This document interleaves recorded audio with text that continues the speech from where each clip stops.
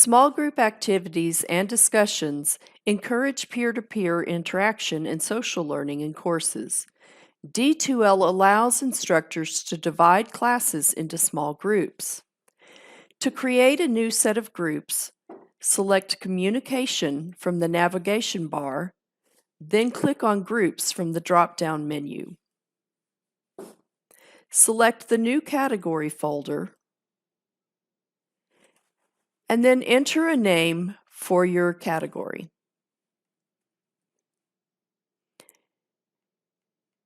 Next, use the Enrollment Type drop-down menu to choose how you will add students to the group.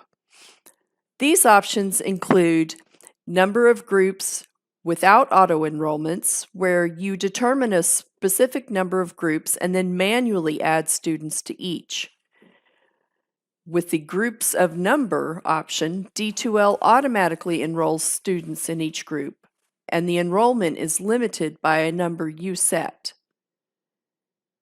With the Number of Groups option, once you set the number of groups, D2L automatically enrolls students for you.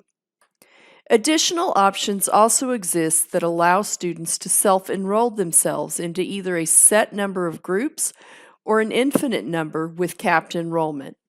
For this tutorial, we will select a set number of groups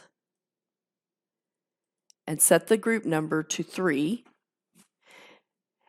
And we will have D2L auto-enroll new users for us. Select Save.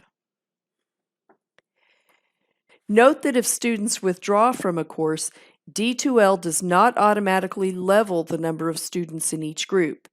Therefore, you may need to watch your enrollment numbers and manually change the group enrollments if needed.